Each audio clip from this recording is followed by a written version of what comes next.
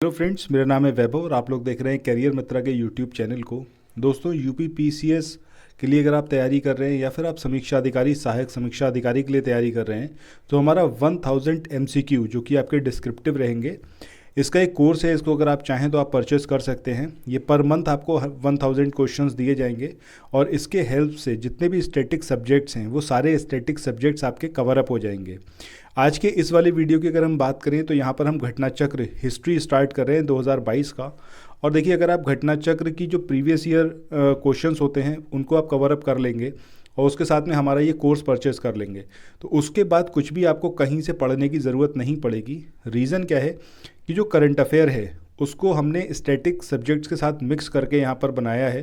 जो ये पीडीएफ आप देख रहे हैं अपने स्क्रीन पर, तो ऐसे ही आपको 20 पीडीएफ मिलेंगे जिसमें 1000 क्वेश्चन रहेंगे और हर महीने ये आपको प्रोवाइड किया जाएगा। और इसका कॉस्ट एकदम जेन्युइन है, सिर्फ 250 रुपये आपको पे करने हैं, इसके अलावा कुछ नहीं। अब इसमें आपका एनसीईआरटी जो है वो भी कवर अप हो जाएगी और जो स्टैंडर्ड बुक्स हैं उसको भी यहाँ पर हम कवर अप कर देंगे। ठीक है, सो अगर आप चाहते हैं तो आप सिंपल हमें इस नंबर पर कॉल करें जो आपका स्क्रीन पे यहाँ पर दिख रहा होगा, 9027281376। इस नंबर पर आप कॉल कर सकते हैं। इसके अलावा 6395649901, इन दोनों नंबर्स में से किसी भी नंबर पर आप कॉल कर सकते हैं या फिर आप व्हाट्सएप या टेलीग्राम कर सकते हैं। ठीक है, उसके थ्रू आप ये कोर्स जो है उसको परचेस कर पाएंगे।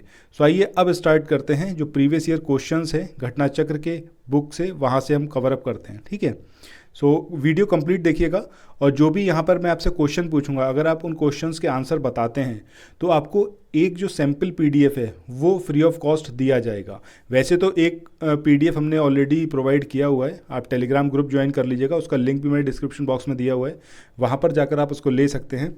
अदरवाइज़ अगर आप क्वेश्चंस बताते हैं, जो क्वेश्चंस आपको इस पूरे वीडियो में पूछूंगा, 5 क्वेश्चन पूछूंगा, पाँचों के अगर आप आंसर देंगे तो आपको 3 पीडीएफ दी जाएंगी ताकि आप समझ पाएँ कि वैल्यू क्या है और कितना एसेंशियल है। अगर आप ये वाला हमारा पीडीएफ कोर्स परचेज करते हैं तो कितना हेल्पफुल होगा आपके एग्ज़ाम की प्रिपरेशन में। सो आइए स्टार्ट करते हैं अब। सबसे पहला जो यहाँ पर टॉपिक है वो है आपका एंशिएंट इंडियन हिस्ट्री का। उसमें पहला क्वेश्चन जो है वो है आपका रॉबर्ट ब्रूस फूड के बारे में, कि रॉबर्ट ब्रूस फूड जो थे ये कौन थे, इनके बारे में आपको बताना है। अब ये क्वेश्चन आपका प्रीवियस ईयर में पूछा गया है, लोअर पीसीएस में ये आ चुका है 2015 में। तो यहाँ पर इसका आंसर क्या रहेगा आपका कि ये भूगर्भ वैज्ञानिक भी थे, यानी कि ये जियोलॉजिस्ट भी थे, और पुरातत्वविद यानी कि आर्कियोलॉजिस्ट भी थे।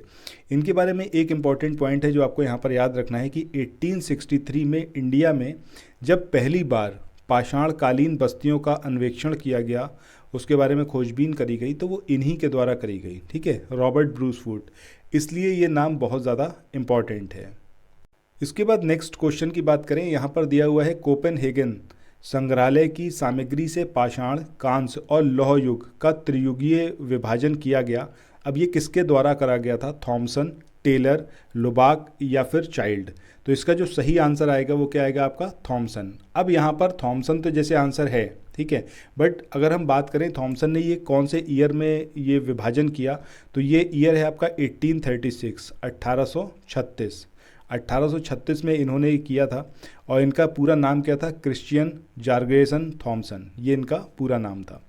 अब यहाँ पर जो कोपेनहेगन जो डेनमार्क में है, तो उस संग्रहालय में इनकी जो इन्होंने ये रिपोर्ट पूरी प्रकाशित करी, इससे पहले 1818 और 1820 में एक आयोग ने रिपोर्ट जारी करी थी और उस आयोग ने जो रिपोर्ट जारी करी उस रिपोर्ट में सारा विवरण दिया हुआ था, उन्होंने डिवीज़न करा हुआ था।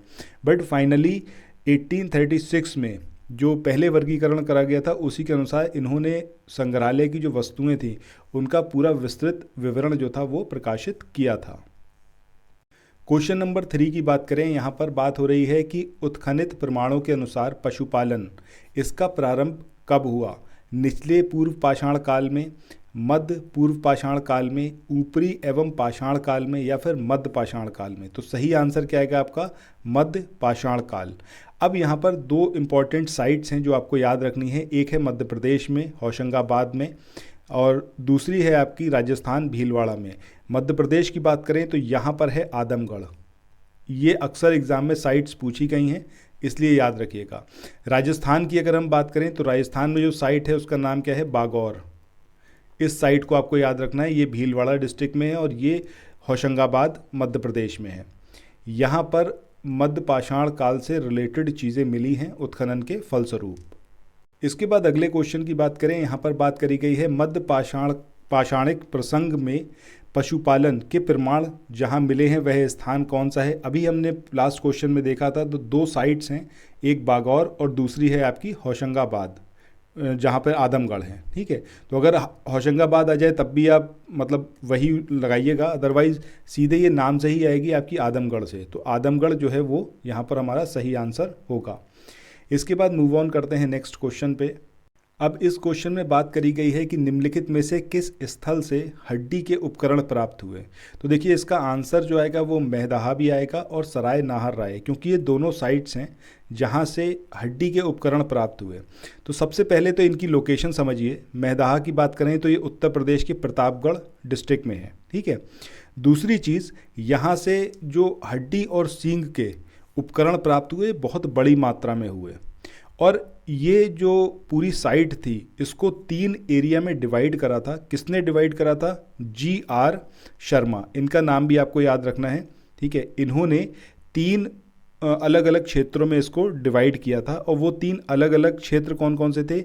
एक था आपका झील क्षेत्र, दूसरा था आपका बूछड़खाना। बूछड़खाना वो जगह होती है जहाँ पर जानवरों को मारा जाता है। ठीक है, मतलब उनको काटा जाता है। तीसरा लोकेशन की बात करें तो तीसरा था यहाँ पर कब्रिस्तान। तो इन 3 क्षेत्रों में इस पूरे एरिया को मैदाहा को बांटा गया था, और GR शर्मा ने इसको बांटा, और इसी के हिसाब से इन्होंने बताया कि भाई यहाँ पर हड्डी और सींग से निर्मित उपकरण मिले, और सबसे ज़्यादा कहाँ पर मिले? ऑब्वियस सी बात है, जहाँ पर जानवरों का मतलब उनको मारा जाएगा बूछड़खाने में, सबसे ज़्यादा वहीं पर मिलेंगे। और ये जो साइट है ये अक्सर एग्ज़ाम में पूछी जाती है। मैदाहा की लोकेशन आपको याद रखनी है, कहाँ पर है? प्रतापगढ़ उत्तर प्रदेश में। इसके बाद मूव ऑन करते हैं नेक्स्ट क्वेश्चन पे। अगला जो यहाँ पर क्वेश्चन दिया हुआ है इसमें बात करी गई है कि एक ही कब्र से 3 मानव कंकाल ये कहाँ से निकले। अब यहाँ पर जो इसका आंसर आएगा वो क्या आएगा? आपका ऑप्शन बी, यानी कि दमदमा। दमदमा कहाँ पर है? ये भी आपका प्रतापगढ़ में ही पड़ता है। सराय नाहर राय की बात करें ये भी वहीं पड़ता है, और जो मैदाहा है ये भी वहीं पड़ता है। मतलब तीनों ये जो लोकेशन है, जो साइट्स हैं, ये कहाँ की हैं? प्रतापगढ़ में। ठीक है, उत्तर प्रदेश में। अब यहाँ पर दमदमा में जब खुदाई हुई थी तो वहाँ पर एक कब्र मिली जिसमें 3 मानव कंकाल जो थे वो दफनाए हुए थे एक साथ में। UPPCS 2005 में ये क्वेश्चन पूछा गया है, जिसमें बात करी गई है कि खद्दानों की जो कृषि है ये सर्वप्रथम जो प्रारंभ हुई ये कब प्रारंभ हुई। तो इसका आंसर क्या आएगा आपका? नवपाषाण काल। नवपाषाण काल में खाद्यान्नों की कृषि स्टार्ट हुई थी। अब बारी है आपके आज के इस वीडियो के क्वेश्चन की। आपको कमेंट सेक्शन में ये बताना है कि जो ताजमहल है, ठीक है, आर्किटेक्ट कौन था इसका, किसने इसको मतलब पूरा इसकी रूपरेखा तैयार करी थी, उन आर्किटेक्ट का नाम आपको बताना है। और आप जो अपना आंसर भेजेंगे ये 9027281376 इस नंबर पर आप टेलीग्राम कर सकते हैं, या फिर 6395649901 इस नंबर पर आप व्हाट्सएप कर सकते हैं अपना आंसर, या फिर आप टेलीग्राम कर सकते हैं। और जो भी ये चीज़ करेगा उसको, मतलब अभी 4 क्वेश्चन बाकी हैं, ठीक है, अगर वो 4 क्वेश्चन के आंसर भी आप करते हैं, आंसर सही हो या गलत इट डजेंट मैटर, बट मुझे इससे पता चलेगा कि आप लोग कहाँ पर स्टैंड कर रहे हैं और किस तरीके के आपको और तैयारी की ज़रूरत है। आपको इन दोनों नंबर्स पर अपने आंसर सेंड करने हैं। आप टेलीग्राम दोनों नंबर पे कर सकते हैं, बट अगर व्हाट्सएप के थ्रू आंसर भेजें तब 6395649901 इस नंबर पर भेजिएगा। और अभी वीडियो में जो 4 क्वेश्चन और पूछे जाएंगे इन क्वेश्चंस के आंसर भी आप करिएगा, तब आपको 3 PDF जो है वो फ्री ऑफ कॉस्ट दी जाएंगी। इसके बाद ये जो हमारा क्वेश्चन है जिसमें बात करी गई है कि भारत में मानव का सर्वप्रथम साक्ष्य ये कहाँ से मिला? नीलगिरी की पहाड़ियों से, नर्मदा घाटी से, शिवालिक की पहाड़ियों से, या फिर नल्ला मल्ला पहाड़ियाँ। तो सही आंसर क्या आएगा इसका आपका? नर्मदा घाटी। यहाँ से भारत में अगर हम बात करें तो मानव के सर्वप्रथम साक्ष्य मिले। यहाँ पर ये जो पूरी साइट थी, ठीक है, इसको किसने खोजा था, इसकी खोज किसने करी थी? तो ये नाम ज़रूर याद रखिएगा, अरुण सोनकिया। ठीक है, अरुण सोनकिया, इन्होंने ये पूरी साइट की खोज करी थी। और ये एग्जैक्टली है कहाँ पर? हथनौरा। और हथनौरा आपका कहाँ पर है? होशंगाबाद, जिसके बारे में अभी हम पहले भी देख चुके हैं। और ईयर तो आई डोंट थिंक कि पूछा जाएगा, बट फिर भी 1982 ये साल याद रखिएगा। और इसी साल ये मतलब साक्ष्य मिले थे कि इंडिया में सर्वप्रथम जो मानव पाया गया वो कहाँ पर, कौन सी साइट पर, कौन सी लोकेशन पर, तो वो क्या है आपकी नर्मदा घाटी। इसके बाद ये नेक्स्ट क्वेश्चन हमारा सेम ही है, जैसा पहले वाला क्वेश्चन था वैसा ही ये वाला क्वेश्चन है। इसके बाद आगे चलें अगले क्वेश्चन पे। अगला क्वेश्चन यहाँ पर है कि मानव द्वारा सर्वप्रथम प्रयुक्त जो अनाज है वो कौन सा है। अब ये गेहूं है, चावल है, जौ है या फिर बाजरा। तो इसका जो सही आंसर आएगा वो क्या आएगा आपका, बारले या फिर जौ। ठीक है, थर्ड वाला जो है हमारा सी ऑप्शन वो यहाँ पर सही होगा। अब अगर हम बात करें जो आधुनिक मानव है, इसने अलग अलग तरीके की खेती करी। ठीक है, टोटल 8 खाद्य अनाज जो थे इनका इन्होंने कृषि करी, इसका उपयोग करा। ठीक है, अब ये कौन कौन से हैं आपका, जौ है, गेहूं है, चावल है, मक्का है, बाजरा है, सोरधम है, राई है या फिर जई। तो ये 8 अनाज थे जिनका उपभोग करा गया जो मानव है इसके द्वारा। लेकिन सबसे पहले जो उगाया या फिर जिसका उपभोग करा वो क्या है आपका, जौ है। तो इसको यहाँ पर याद रखिएगा। आज के हमारे इस वीडियो का जो नेक्स्ट क्वेश्चन है वो ये है कि जो गंडक परियोजना है उत्तर प्रदेश की, ठीक है, गंडक परियोजना, इसमें उत्तर प्रदेश के साथ कौन सा स्टेट है जो शामिल है गंडक परियोजना में। एक तो उत्तर प्रदेश है, दूसरा राज्य कौन सा है ये आपको यहाँ पर बताना है। इसके बाद नेक्स्ट जो क्वेश्चन आपको कमेंट सेक्शन में या फिर जो आप मुझे टेलीग्राम या फिर व्हाट्सएप करेंगे वो है आपका ओबरा ताप विद्युत संयंत्र, इसका निर्माण कौन से ईयर में हुआ था ये आपको बताना है। किसका, ओबरा ताप विद्युत संयंत्र का निर्माण कौन से साल में हुआ था ये आप लोग कमेंट सेक्शन में बताइएगा। अब यहाँ पर हम मूव ऑन करते हैं नेक्स्ट क्वेश्चन पे। अगला जो यहाँ पर क्वेश्चन गिवन है इसमें बात करी गई है भारतीय उपमहाद्वीप में कृषि के प्राचीनतम साक्ष्य जो प्राप्त हुए ये कहाँ से प्राप्त हुए। कोल्डी हवा से हुए, लोहरा देव से हुए, मेहरगढ़ से या फिर टोकवा से।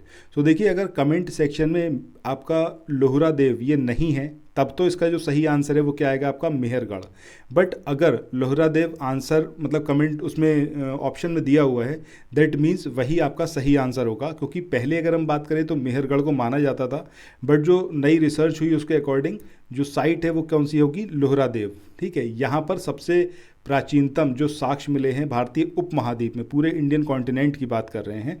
अब ये जो लोहरा देव है ये कौन से ज़िले में है ये आप लोग कमेंट सेक्शन में बताइएगा। ठीक है, ये आपका है 4th क्वेश्चन जो आपको कमेंट सेक्शन में बताना है कि इसका जो ज़िला है वो कौन सा है। ठीक है, ये आप लोग बताइएगा। इसके बाद अब मूव ऑन करते हैं नेक्स्ट क्वेश्चन पे। अगला क्वेश्चन यहाँ पर जो है उसमें भारतीय उपमहाद्वीप में कृषि के प्राचीनतम साक्ष्य, फिर से सिमिलर क्वेश्चन है, बट यहाँ पर देखिए आपको ऑप्शन में लोहरा देव नहीं दिया हुआ है, दैट मीन्स मेहरगढ़ जो होगा वो आपका सही आंसर होगा। इसके बाद नेक्स्ट क्वेश्चन ये भी आपका सिमिलर है और इसमें भी आपका मेहरगढ़ ही आंसर होगा क्योंकि लोहरा देव यहाँ पर नहीं गिवन है। इसके बाद मूव ऑन करते हैं नेक्स्ट क्वेश्चन पे। यहाँ पर बात करी गई है नवपाषाण युग में भारतीय उपमहाद्वीप के उत्तर पश्चिम क्षेत्र में निम्नलिखित में से किस स्थान पर कृषि के अभ्युदय के प्रारंभिक प्रमाण प्राप्त हुए। अब ये जो कृषि के अभ्युदय के प्रारंभिक प्रमाण हैं वो कहाँ से प्राप्त हुए, तो ऑब्वियस सी बात है आपका आंसर फिर से एक बार क्या होगा, मेहरगढ़ ही रहेगा। ठीक है, इसके बाद मूव ऑन करते हैं नेक्स्ट क्वेश्चन पे। अगला क्वेश्चन जो यहाँ पर गिवन है इसमें बात करी गई है कि उस स्थान का आपको नाम बताना है जहाँ से प्राचीनतम स्थायी जीवन के प्रमाण मिले। अब ये धौलावीरा है, कालीबंगा है, मेहरगढ़ है या फिर किली गुल मोहम्मद है। तो सही आंसर इसका भी क्या आएगा, मेहरगढ़। सबसे पहले यहीं पर जो स्थायी जीवन के प्रमाण मिले हैं, क्योंकि ऑब्वियस सी बात है जहाँ पर कृषि होगी तो कृषि को देखने के लिए आपको एक ही जगह पर रुकना पड़ेगा, तो स्थायी निवास के प्रमाण भी वहीं से मिलेंगे। इसके बाद नेक्स्ट क्वेश्चन की बात करें, यहाँ पर बात हो रही है निम्नलिखित में से किन स्थानों से मध्य पाषाण काल में पशुपालन के प्रमाण मिले हैं। अब इसमें औदे है, बोरी है, बागौर है या फिर लखनिया है। तो ऑब्वियस सी बात है अभी हम पहले भी देख चुके हैं, बागौर वो जगह है जहाँ से मतलब मध्य पाषाण काल से रिलेटेड प्रमाण मिले हैं, तो इसका आंसर क्या होगा आपका, बागौर। अब ये बागौर कहाँ पर है ये आपको ऑलरेडी हम बता चुके हैं। ठीक है, इसके बाद अब हम मूव ऑन करते हैं नेक्स्ट क्वेश्चन पे और जो आपका अगला क्वेश्चन है उसकी तरफ मूव ऑन करते हैं। इस क्वेश्चन की बात करें, इसमें बात करी गई है निम्नलिखित में से किसको चालकोलिथिक युग भी कहा जाता है। ये पुरापाषाण काल है, नवपाषाण युग है, ताम्रपाषाण युग है या फिर ये लौह युग है? तो सही आंसर क्या आएगा आपका? ताम्रपाषाण युग। इसको चाल्कोलिथिक युग भी कहा जाता है। इसके बाद मूव ऑन करते हैं नेक्स्ट क्वेश्चन पे, और वो हमारा आखिरी क्वेश्चन रहेगा आज के इस वाले वीडियो का।